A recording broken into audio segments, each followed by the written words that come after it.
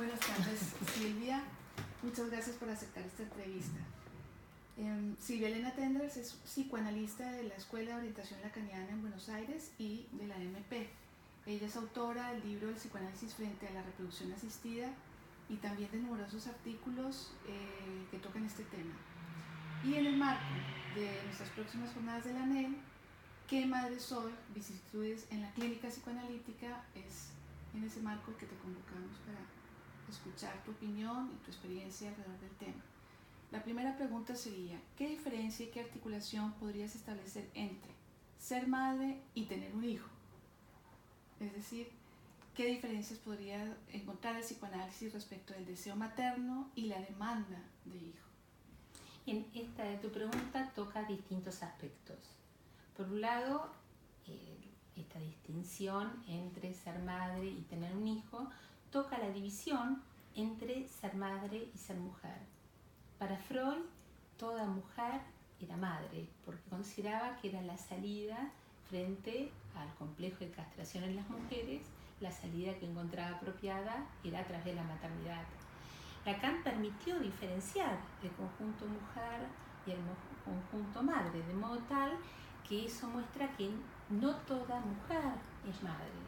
Es decir, algunas mujeres tienen una salida por la maternidad, tengan hijos o la maternidad con sus propios partenaires, si es llegado el caso, y otras mujeres no lo tienen en absoluto. La mayoría se ubica en esa franja entre madre y mujer, preguntándose cuánto de madre y cuánto mujer. Pero tener un hijo no alcanza para que una mujer haga las veces de madre. O sea que ser madre tiene que ver con un cuidado particular en relación a los hijos que, como lo define Lacan, a diferencia del hombre que tiene que volverse responsable, pedir el deseo con la ley, pero sobre todo tiene que poder ubicar a una mujer como causa de su deseo, de modo tal de darle sus hijos. Entonces eso arma una cierta relación particular entre un hombre y una mujer que se vuelve padre y madre de un hijo. Pero ese deseo del hijo, deseo de un hijo y de ser madre, tiene que estar en la mujer para que pueda volverse madre. Ahora vos introducís también la palabra demanda. Esto evidentemente tiene que ver con lo que estamos charlando un ratito antes, acerca de querer un hijo, lo que ciertos movimientos llaman querer un hijo a toda costa. Cuando lo plantean en esos términos, yo me pregunto cuánto se contempla la subjetividad de una mujer. Porque cuando para una mujer la salida es por la maternidad, o sea que es mujer, pero hay una vida particular de afinidad de ser madre y no puede quedar embarazada, evidentemente eso lleva a muchas mujeres a muchos tratamientos para buscar tener un hijo.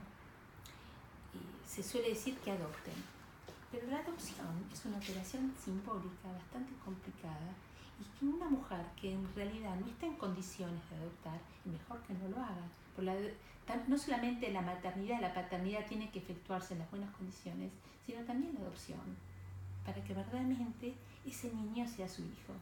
Para muchas mujeres, la afinidad biológica resulta esencial para poder reconocerlo como su hijo.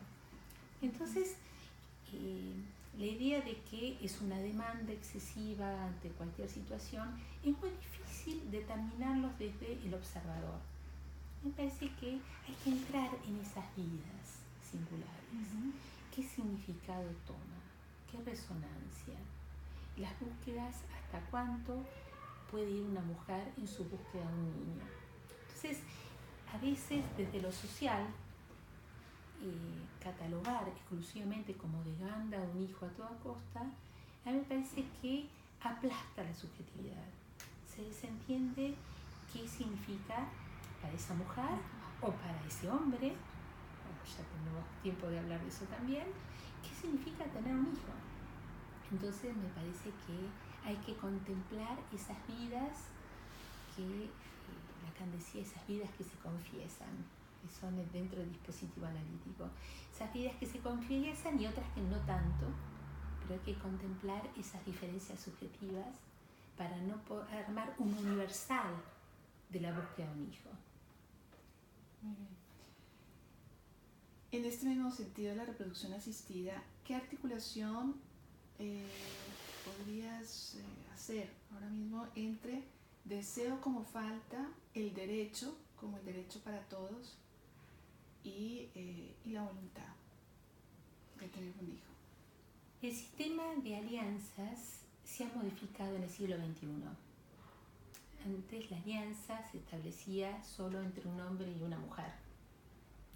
En el siglo XXI se introdujo la posibilidad de la alianza entre lo que se llama en la Argentina el matrimonio igualitario, en Francia el matrimonio para todos, que es la posibilidad de que personas del mismo sexo puedan casarse o puedan tener una unión civil. Entonces, ¿qué significa el matrimonio en ese sentido? El matrimonio, cuando se tiene un hijo, establece derechos y obligaciones. Entonces, junto al deseo de tener un hijo de cada sujeto de forma individualizada, están las parejas que desean tener un hijo. Pero las parejas heterosexuales no siempre logran tener un hijo y necesitan tener un recurso a la ciencia, un recurso a la ciencia que le permita colaborar o ayudar o incidir de modo tal que una mujer pueda quedar embarazada y tener un hijo.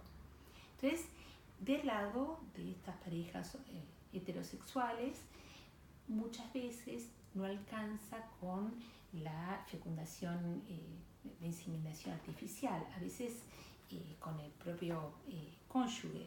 A veces es necesario la donación de esperma o la donación de óvulos, que es lo que se llama la donación de gametos. Entonces, ahí también hay derechos y obligaciones, porque hay todo un tema y una discusión en el mundo acerca de lo que es el consentimiento del donante. Si el donante va a dar su consentimiento, que se sepa su identidad, o si va a ser anónimo. Había una tendencia generalizada a que sean donaciones anónimas, pero que en este momento se ha ido modificando, donde se incluye la posibilidad que se sepa cuál es el donante.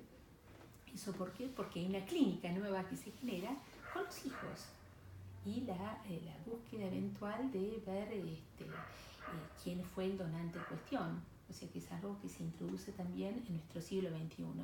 Entonces, toda acción que no sea natural implica ciertos derechos y restricciones, porque si se declara que es anónimo, no puede ir en contravención de esa cuestión, por un lado. Por otro lado, está el tema de la reproducción asistida, tiene que haber un consentimiento del cónyuge para hacer una donación de gametos. O sea que hay una acción de la ley para tratar de regular todo lo que es la acción de la reproducción asistida sobre las parejas. Porque justamente por el tipo de problemas que se generaban, ¿no? Una pareja, por ejemplo, ella utiliza la donación de espermatozoide y él la denuncia por infidelidad reproductiva. Entonces, el hecho es un antecedente legal para decir, bueno, ok, para llevarlo a cabo hace falta una autorización, un consentimiento de la pareja de que esto se efectúe para que tenga su apellido y para que nazca dentro del matrimonio, porque perfectamente puede ejecutarlo sin que sea su hijo. Bien, entonces eso también tiene su particularidad, porque la mayoría de las legislaciones, madre es quien pasa por el parto y el hombre se determina la identidad por ADN. Entonces, si un hombre no da su consentimiento para una donación de espermatozoide, si le hace un examen de ADN no es su hijo. O sea que hay un recurso a la genética, ¿no?, para determinar quién es el padre, después de tanto tiempo de psicoanálisis para mostrar que el padre es una operación simbólica, se recurre a la ciencia para determinar quién es el padre, con todos los problemas que eso introduce. Del lado de las parejas homosexuales hay una razón biológica por la cual 2 hombres o 2 mujeres no pueden tener un hijo. Entonces, las leyes determinan qué es lo que puede incluirse o no, qué es lo que está habilitado o no legalmente para que puedan tener su hijo. En la Argentina, con el matrimonio igualitario, por ejemplo, si un niño nace por acción de la reproducción asistida dentro de una pareja homosexual, la pareja como cónyuge es también padre o también madre. Pero si una pareja vive por unión civil, o sea que viven juntos y tienen un hijo, solo una de las mujeres puede ser madre o solo uno de los padres es el padre. Porque de eso es el matrimonio, la alianza que puede determinar que haya una doble filiación. Entonces, en ese sentido, hay derechos, hay deberes, hay una acción de la ley, de las legislaciones que actúa sobre estos sistemas de parentesco, que ya no que reemplaza la palabra de paternidad, sino que es sistema de parentesco, donde se diversifican las posibilidades de quiénes van a ser padres frente a la ley. Y por otro lado, hay parejas que, por ejemplo, una pareja homosexual que recurrió a un amigo para la donación de óvulo. Entonces, querían ser padres los tres, o sea que sean las dos madres y un padre. La ley en la actualidad en la Argentina prohíbe la triple filiación, o sea que solo puede haber un padre y una madre, o dos madres o dos padres, pero no puede haber tres. Hubo un nicho legal en la Argentina por el cual esta ley no existía, entonces estas mujeres piden al donante, que era un amigo de ellas, que le diera los espermatozoides, y él no firma un papel de renuncia de la filiación, ni tampoco un consentimiento al anonimato. Entonces, al año, estas mujeres están casadas, eran madres las dos, y al año pide el reconocimiento como padre. Era un acuerdo que habían hecho entre ellos. Entonces, la ley se armó esa excepción, por el cual es el único caso en la Argentina que hay una triple filiación, ¿no? Donde fue posible ser padres de a tres.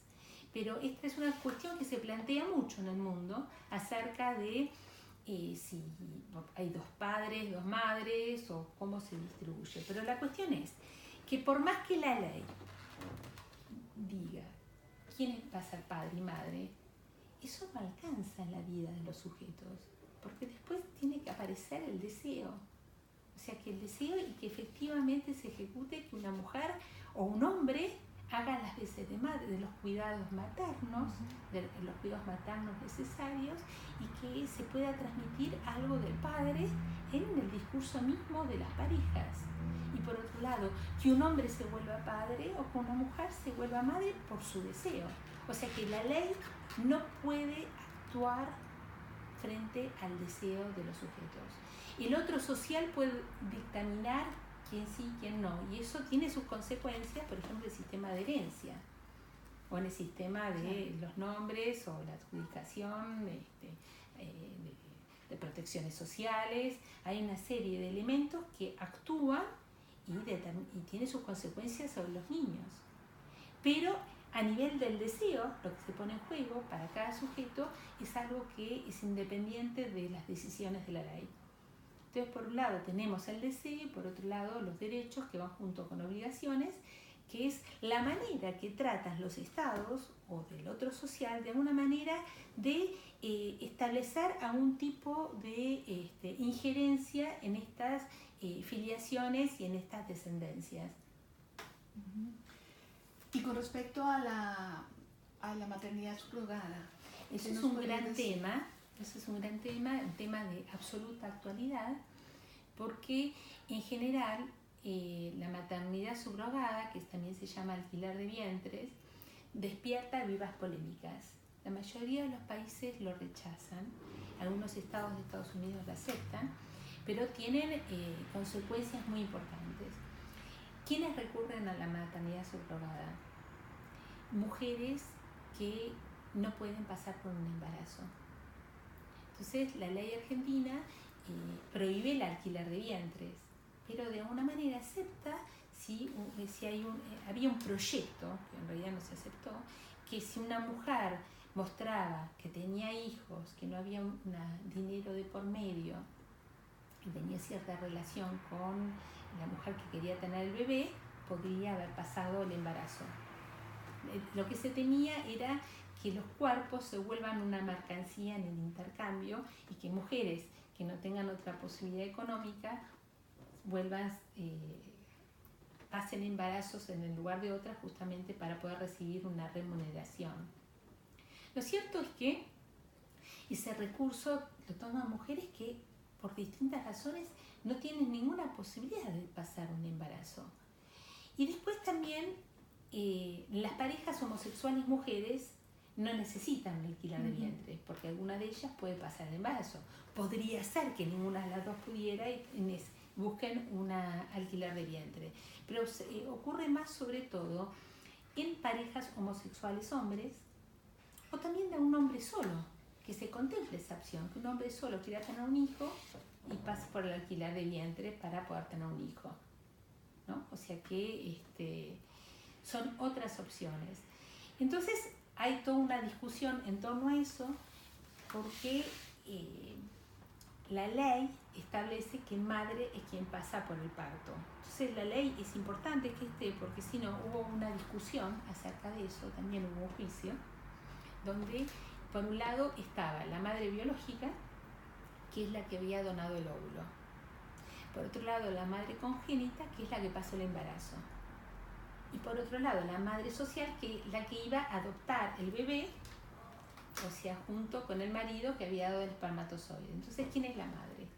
O sea, vemos la multiplicación de madres. Pero para la ley es madre quien pasa por el parto, o sea, no importa quién es el óvulo y no importa quién pensaba adoptarlo. Hubo un juicio, esta mujer que había pasado por el embarazo, después se arrepintió. Bueno, también la habían contratado, pero ella deseaba ese hijo. O sea, ¿cómo se dirime el deseo? Entonces, bueno, el juicio se le otorgó un sistema de visitas para esta madre social junto con el marido y el bebé fue de quien pasó por el parto. Por eso las leyes ahora dictaminan, si lo autorizan, eso ya no es posible. Entonces, también otro problema que surge es que en países que no pueden pasar por una maternidad subrogada, van a otros países donde es posible. Entonces en Francia, por ejemplo, lo que sucede es que no está autorizado el alquiler de vientre. Entonces si llega una pareja homosexual, matrimonio, con el bebé, no puede inscribirse, porque ¿quién es la madre? O sea que no está autorizado la maternidad subrogada, entonces no puede tener una inscripción. Entonces eso produce ciertos problemas. O sea que el paso de un país a otro tampoco lo soluciona. Pero me parece que todo eso lo que muestra nuestra pregunta inicial, que el deseo de un hijo no puede estar absorbido totalmente por lo que son las legislaciones sobre esos niños. Pero al mismo tiempo, por la multiplicación y de los excesos posibles, se trata justamente de poder establecer un mundo vivible de esos niños que nacen. Porque me parece que todo lo que venimos charlando hasta ahora concierne a estos hombres y mujeres que se constituyen como padres y madres, pero también hay que tener presente el efecto sobre los niños, o sea, el efecto sobre el sujeto niño, que va a tomar estas distintas maneras, estas distintas parentalidades desde su posición subjetiva, porque no hay una familia normal tipo que valga para todos en el siglo XXI. Cada sujeto y los sujetos que participan de eso arman la familia que pueden, en sus contingencias subjetivas, en los encuentros y desencuentros con el otro. Y esas familias posibles es la familia donde nace cada niño. Entonces, Edith Lorand marcaba cómo en la actualidad ya no es la pareja que arma la familia, sino que es el niño que arma la familia en la medida que con su nacimiento se distribuyen las funciones. O sea, eso muestra bien que si es con la presencia del niño, con el nacimiento que se distribuyen las funciones, no es a partir de la ley que va a decir quién es padre y quién no, sino que la presencia misma del niño permite de ver quién va a ser padre y quién va a ser madre. Sí, lo que decía sobre la nueva clínica, que eso puede dar lugar, ¿no? Es lo que convoca también las jornadas. ¿Qué clínica psicoanalítica posible a partir de estas nuevas configuraciones? Sí, o sea, por ejemplo, ya he escuchado varias preguntas en distintas situaciones clínicas, porque por un lado está qué es lo que autoriza la ley, pero después está en las relaciones mismas de las parejas, cómo se distribuyen estas cuestiones, porque no es algo que no retorne, por ejemplo, si una pareja entre dos mujeres, ¿quién es la madre? ¿No? Hay relaciones donde una puede ser dadora y la otra tener el hijo, o que haya una dadora del óvulo y que puedan tener el hijo, o que sean con los propios óvulos, pero he visto en distintas situaciones donde aparece la pregunta de cómo nombrarse, ¿no? ¿A quién nombra mamá? ¿A las dos es mamá, o es mami, o mamita, o tía, o madrina, o con el nombre de pila? ¿Cómo se distribuyen los lugares? Esa es una cuestión que aparece en la clínica, pero del lado de estas mujeres involucradas en posición de madre. Por ahí para los niños es su familia, mami, mamita o tía son las personas que quiere y que están junto al bebé o al niño o niña en cuestión. Pero me parece que son distintas vestiduras del mito familiar. O sea, cada sujeto pasa por su mito familiar. Yo lo llamaba el mito familiar del neurótico, y yo creo que el siglo XXI permite dar nuevas vestiduras a una cuestión que tiene que ver con la diferencia entre los sexos y la pregunta finalmente sobre el origen. Entonces, eso produce transformaciones en los contenidos, de la misma manera que cuando hay una donación puede haber una pregunta sobre el origen, puede haber una investigación, está toda la clínica que es se le dice, no se lo dice, cuándo se lo dice, el efecto sobre los niños, pero no es que no introduce nuevas patologías, introduce nuevos significantes discursivos a partir del cual los niños pueden preguntarse sobre su origen y sobre, en definitiva, de dónde vienen los niños. Muy bien, Silvia.